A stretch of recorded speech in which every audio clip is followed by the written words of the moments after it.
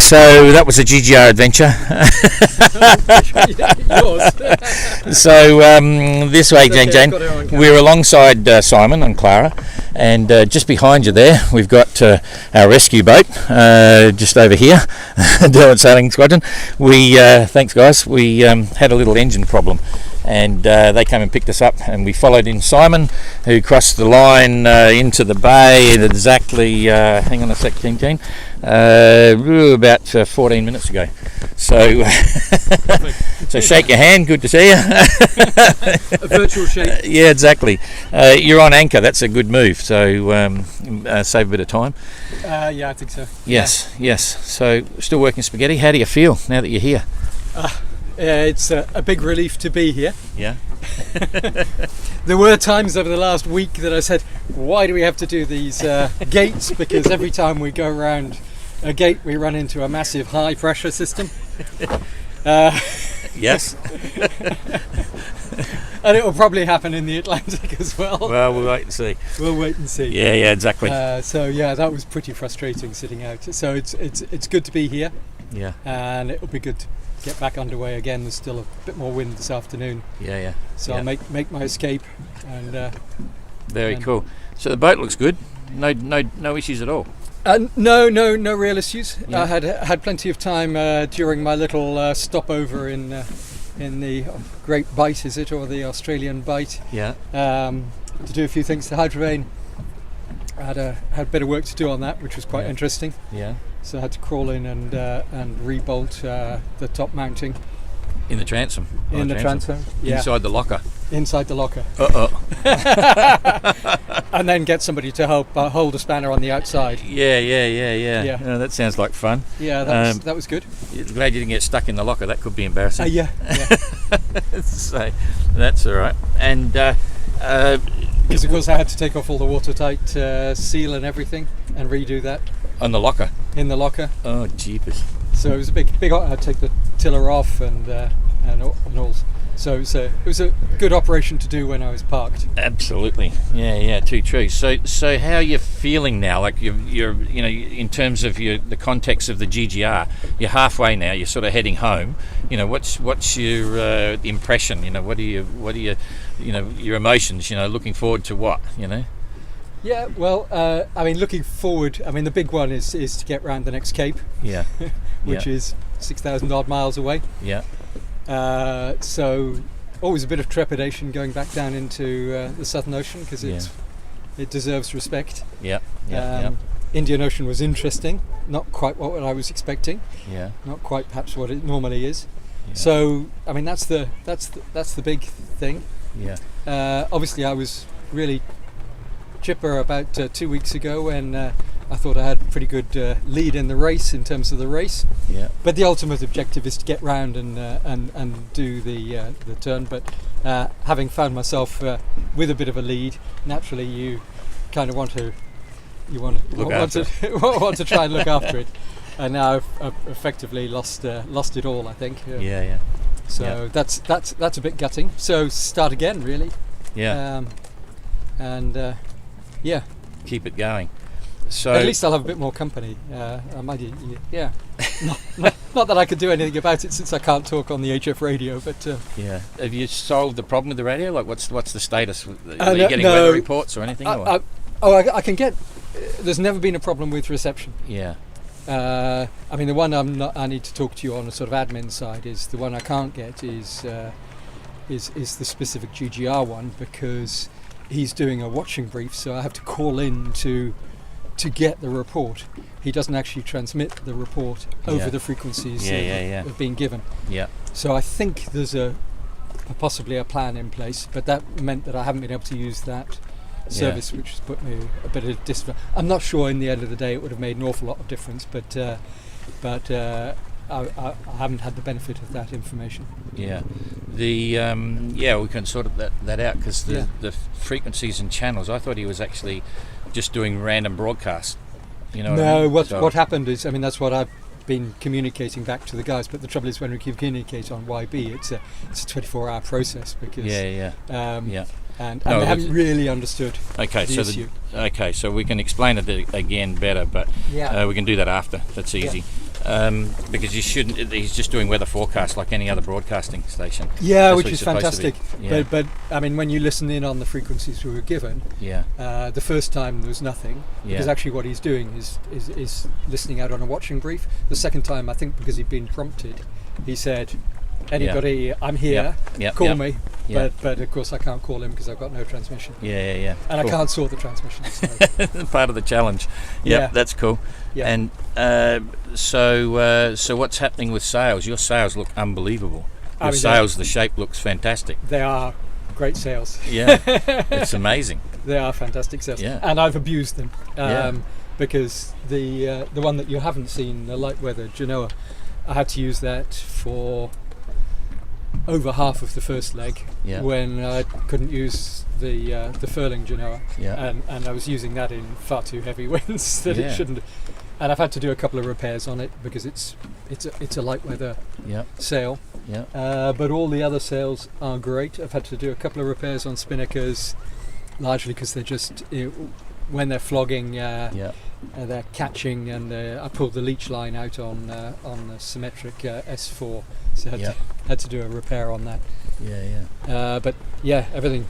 And your mast, single spreader mast? A single spreader mast seems to be doing okay. I was thinking of adding a couple more, but no, I think I'll leave it. And it seems to be doing okay. Yeah, it looks good. Yeah, looks really good. Yeah. And so halyards, what's the latest on the halyards? So the halyards, I mean, there is an issue, and I'm not quite sure what the issue is, but I mean, the big one is on the furling Genoa, and there's something causing substantial wear at the top. I have a feeling it's because it's a double sheave, of which we're only using one sheave, and in between the two sheaves there's a very thin stainless steel plate, and that's very sharp. I mean, you can cut your fingers on it, and I think what's happening is well, speaking from experience, you can. So I think somehow it's getting that, and so what happens is I just every week I take down the Genoa, which is a bit of a pain taking down a furling sail. But I pick the opportune moment, and I'll try and do it here quickly before I go. Then move the wear point, and then every second time or third time actually cut off a section of the rope and move it through. I meant to say before, if there's French people, you just tell them you will talk French in a minute. At the end of this, you're going to tell them about French, just in case. Ah oui, dans un peu, je vais parler en français. Plus ou moins la même chose qu'on dit en anglais. Mais on va terminer cette interview en anglais d'abord, et puis passer en français. Yeah, cool. Okay, so navigation, everything's good. Log's still working? Log's still working, comes out from time to time. Haven't needed it for the last half a day because I've got headlands to pick up. It's more accurate. Thank you. That's cool. So give us a close up of your hands. Which side would you like? I don't know. In the camera. There's a few bits there. Okay, so the black is no damage at all. It's just wear of spinnaker boom. And when I go up there and hang on to the hoops, I just get covered it, and you can't get it off. So that's going I can see some tough skin there. There's some really hard skin there, which I did take a metal file to it to try and to get, because I forgot to bring my whatever it is, de-skinner. So I just keep applying lots of lotion, but the rest is fairly tough, but not built up. And then these are the issues, which I don't know. It must be a common thing, but that's just salt water on it, I think. Yeah, that's cool. You'll still be beautiful again at the end. Yeah, exactly. So, I'll survive. Anything you would have changed in the boat now that you're halfway, like as in the systems or setup or anything? I mean, there are some that are pretty crude. If you look at sort of bits of blue rope in places, they're doing a fairly basic job. I've got some bits on the other side that keep a couple of the sheets from catching on the shroud bases where they're on the other side, but not on this side. It was just an issue. There are things that could be. I mean, coming in here, for example, where you're changing the I need to change the position of the cars. Yeah. And of course they're just manual. So, Yeah. but on a race like this, 30,000 miles, Doesn't matter. it doesn't matter too much. It's a bit like my beating in here. The tacks are pretty Exactly. basic, but we don't do very many tacks. So have you had any big frights since Cape Town? You know what I mean? Like any weather scares or anything like that? No. You're completely comfortable with everything? I don't think I've had any frights at all, except for the little trip up the mast, and the other ones are just things that you think, oh, damn, that's the end of the race, and then you think about it and find a solution. Yeah. What do you reckon the biggest seas and winds you saw all the way across? No, not huge. I mean, to be honest, I didn't see anything more than a sustained 35, Yeah. gusting 40. Yeah. Lots of them. Yeah. Probably 7 or 8 of them. A big succession of them coming out of Cape Town. Yeah. And then I mean, the last bit, I don't know if it's normally like that. I obviously didn't do my research, but I haven't had a depression. I've been praying for a depression coming through, but there hasn't been a depression in the latitudes for now 2,000 miles, 1,500 miles. Yeah, they're all way south. There's an Antarctic anomaly happening, and all the systems are further south. So it's been pretty benign. Can I ask if that's the same in the Pacific? It's global. Yeah. Yeah, it's Okay. global. So you might not expect to see what we'd normally talk about for, sort of roaring 40s and all that sort of No, stuff. So could be some challenges ahead. But anyway, we'll wait and see. Yeah. But yeah, all the big ones are down south. Yeah, I've been listening to that. I mean, there's one coming through that comes up a little bit. The next one through, I think. Yeah. So I'm not That's sure the if I one- can catch on the back of that. Yeah, Goog's part of that as well. But he missed it. We sent him north. So there's a big one down the back with 70s and 80s. But it's a long way south. Yeah, there's the one that's around about 100 east now. That's a big one. Yeah, that's pushing Abolition Kirsten towards you rapidly. And in fact, this is a bit of it just coming on the edge of it now as well. This one here. Is it? Yeah. Because I mean, this is complicated. You've had that high that I was stuck in that's now moved off, but the forecasts all say it's gone off into the Tasman Sea. But I don't know whether it's gone Tasman Sea South or Tasman Sea North. Where I don't know where it is. Yeah. So and then you've got these troughs coming through. Yeah. And then another ridge, and then another trough. Yeah. And they're attaching themselves to the high, and Yeah. it's a good forecasting system you've got Yeah. here in Australia. The trouble is it's focused on surfing. No, it's focused on coastal stuff, and it's focused on high seas weather warning. So it's talking about all the big depressions down south. Yeah. What it's not doing is giving any weather for sailors. But then, I mean, the first boat I've seen since Agulhas Bank, 5,500 miles away, was at the fishing. Oh, the nets. Fish farms. Fish here. farms. Yeah. That's the first sign of life. Yep. Human life or boat of any sort that I've seen in 6 weeks. Yeah. Cool. which is quite interesting. It's a remote place. Yeah, absolutely. Hey, And there's no shipping going through or anything. No, there's one a day if you're lucky, but it depends where you are with your Yeah. You got the long tiller on the hydrovane. You with a hiking stick. Are you actually using it for steering, for tweaking? No, only really for subtle stuff like coming in. So you'll have seen yeah. me using it here. You probably saw me using it in Cape Town. Yeah, exactly. When it's delicate, so I just whip it out and it's really good. Yeah. And you leave the hydrovane on, Yeah. so it's there as a steering backup, anyway. so you can Yeah, drop just- everything. Yeah. The only thing is you've got to put that bit of elastic on, which is a bit of a Yeah. pain to get to, because otherwise the tiller extension gets Yeah, caught yeah. somewhere. And How's the Watton Sea and the setup? The Watton Sea setup, like the in and out. It's been like that since Finisterre. I haven't used it. You haven't used it, so your solar Not- panels are doing enough because you're not using a lot of power. Yeah. That's cool. Yeah. So it's there in reserve. Yeah. I need to test it again just to be sure. Because I've only got the 2 solar panels. Yeah. And I've done some resealing because of the problem I had with the one up there. Solar panels, can you show them? No, down in the cockpit. They're on the floor. There you go. No, you got it. Yeah. Yeah. No, you got it. So Yeah. these actually, I mean, thank God I've got a huge cockpit, because they're greedy. They just take up the whole cockpit. So I have Yeah. that one there and this one here. It just makes it a bit of gymnastics to try and get to the back Yeah. of the boat, but Yeah. otherwise I can do everything from here. Yeah. And they're safe there, unlike, to start with, I had them on the guardrails, but they just get abused Yeah. down there. And I'm going to put one in reserve because I can get by with just the big one, Yeah. and that means I've got a backup. Okay. Yep. Perfect. And then I've got the Watton Sea. Yeah. So I'm feeling a bit more comfortable. When I lost the first solar panel in the North Atlantic, I was a bit concerned when I lost the first solar panel after 1/6 of the journey. I thought, right, if I lose the other two, and then I'm relying on the Watton Sea. But I mean, I think Jean-Luc did the whole trip under Watton Sea. He said his solar panels packed up right at the start. Yeah, exactly. Which is impressive. Tapio lost his thing, lost all the power at solar, and just used a little half-functioning water generator. You know.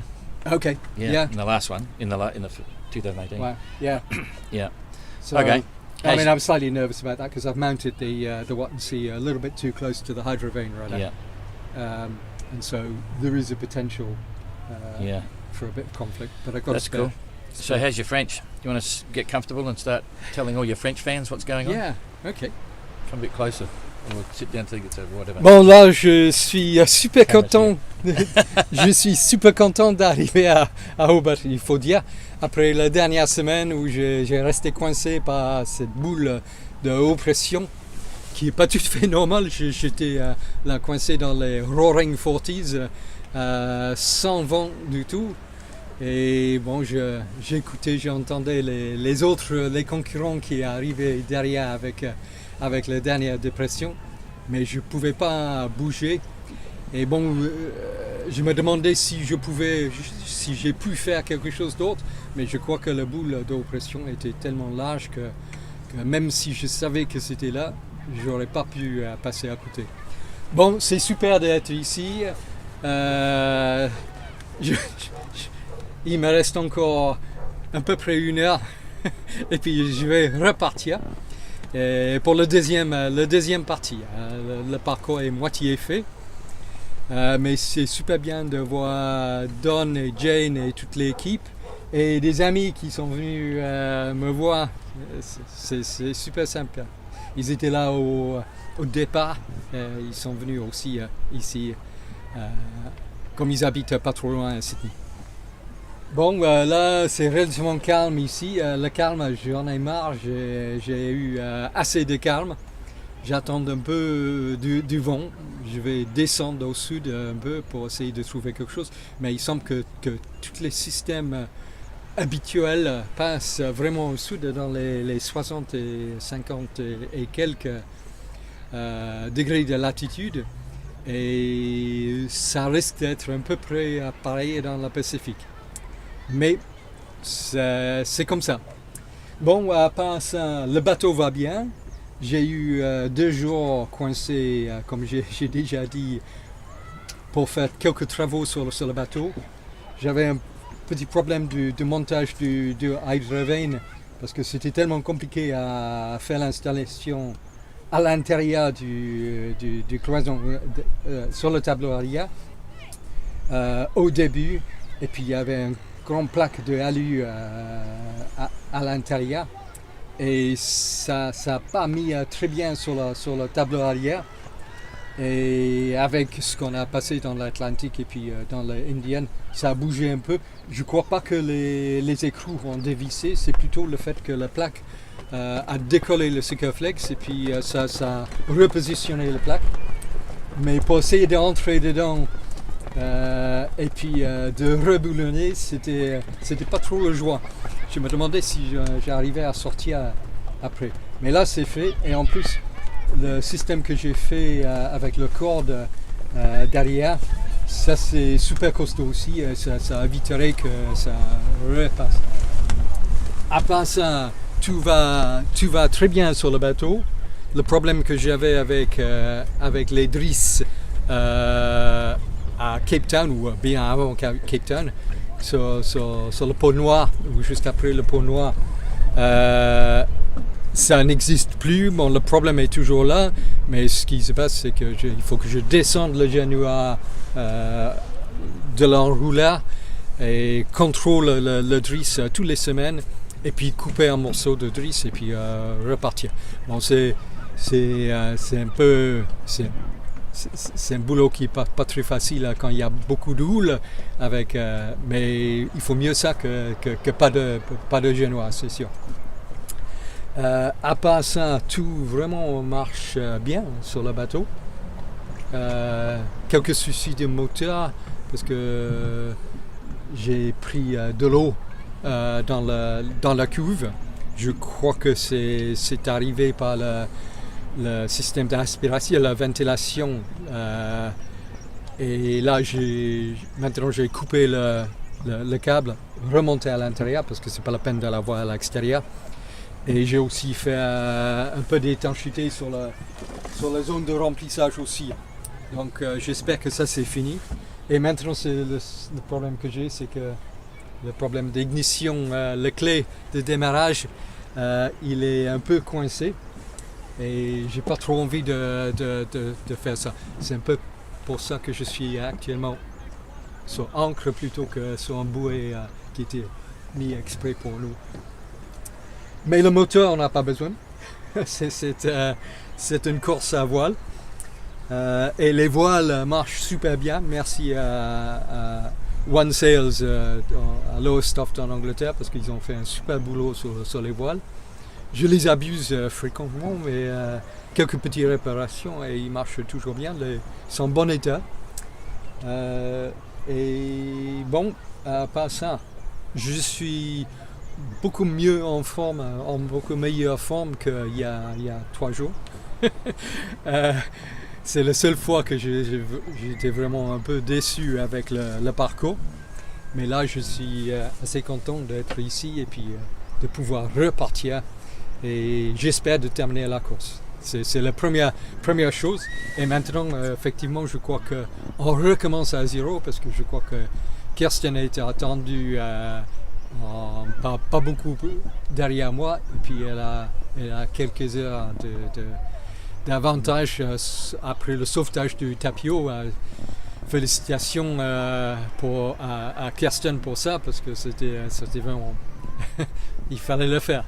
Et elle a sans doute, j'ai pas entendu toute l'histoire encore, mais elle est une bonne navigatrice, c'est sûr. Bon, c'est à peu près tout. Les panneaux solaires marchent, les 2 qui restent.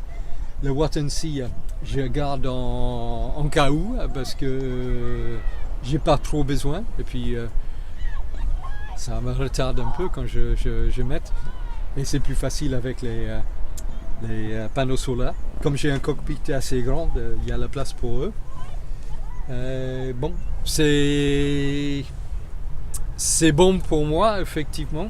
J'ai le moral et j'ai la santé, pas blessé, depuis la petite histoire à Trinidad. Et là, prêt à repartir. Bon, je souhaite à tout le monde en France et ailleurs un très bon Noël, très heureuse Noël et les meilleurs vœux pour le nouvel an. Et j'espère de voir quelques-unes d'entre vous au Sable d'Olonne, peut-être en mois d'avril s'il n'y a pas encore des boules comme celui que je viens de passer. Magnifique. That's it. Okay, so no actual jobs to do on the boat. No, I'll just do the Genoa. Yeah. Sort that while I'm here. I was just going to check the batten pocket ends since they're down. Mainsail looks like brand new. Yeah. No chafe even on the back anyway. No. Nothing. No, it's amazing. It's great. Yeah. A few marks on it from the spreaders and things like that. The spreaders are fairly well padded. Thanks, Nikki, for putting that out, climbing up and doing those for me. Yep. No, good. The sails are good, and the little staysail. I mean, I was anticipating having to come in. That's why I put it up at the last minute. I thought I'd have to furl the Genoa, but actually that works quite nicely with the Genoas. Occasionally, I've never really used a staysail with a headsail, and sometimes it seems to pay, and sometimes it doesn't. Yeah. But it's a nice little sail. Okay. And, all good. And the spinnakers, well, the spinnakers have been a bit of a pain down here in the south because they very rarely pay. I put them up and usually they come down half an hour later because there's too much swell and they're just flogging around and they're not actually going any faster than just a pulled out Genoa. You might notice that I am missing a little bit of item for pulling out Genoas. Yes. Did you drop one? Yeah, might have lost one. Okay. Quite early on, actually. Keep the other one on the deck. Yeah. Yeah, they're tied on. Yes. Yeah, it was clipped on, but obviously not properly engaged. Yeah. And on with an elastic and a clip, but it was back in those horrible trade winds where we were being affected, and we were just being slamming. Yeah. And I heard some rattling and came up, and it was in a lot of wind, so went to bear away to go up on the foredeck and sort it. Yeah. And when I turned back, it wasn't there. Wow. So I've been managing without it. I just need to keep this stick up. Yeah, exactly. Touch wood. Because I've been thinking about my alternative jewellery rig and praying I don't have to use it. Yes, exactly. You won't. Yeah. Okay. That's good. Films and tapes and stuff. Letters. Yeah. Do you want to take them now? I was going to do. A little bit of a message. Cool. We'll do that in a minute. So we'll sign off on this, and then you got some friends that want to come on and all that sort of stuff as well. Yeah. So we'll do that in a sec. Okay. Very good. Shake when your you hand. say come on, no, they're not coming on. No, I've got to hold the boat. Just to clarify. Yeah, exactly. Yeah. That's a good word. Clarify. Yes. So Merry Christmas and all that sort of stuff. Yeah. No, they've been checking and rechecking. On pain of death, because she's convinced he's gonna. No. I'm not that bad. Not that bad. Everyone's watching. All right. So have a good Christmas and all that sort of stuff. We're going to sign off from here, Jane. Yeah, you too. Got any plans for Christmas? Yeah. Exactly. Yeah, lots. Yeah, I bought myself a boat, but that's another story. Oh yeah. No, for Jane for Christmas. You know. Oh, what have you got for Christmas? Swan 57. 157. No, Swan 57. Swan 57. Oh. Jane will tell you all about it later. You're not going to do an OGR? Oh well, let's wait and see. Anyway, great to see you, Simon. You're doing a fantastic job. Hurry up and get out there and keep it happening, eh? Yeah. So all good. All right, we'll say good day and goodbye. Goodbye, everybody. See you. Are you just going to go ashore? Because I need to. Or I could. No. We're transferring back and forwards with your family friends here, so we'll talk about that in a sec. Okay. Yeah, so they'll be alongside in a minute. Okay. Okay. Okay. We'll get rid of this. Okay. Goodbye, everybody. So Simon's here and Kirsten's coming, and so is Abolish and all the rest. See ya. Bye-bye. Bye-bye.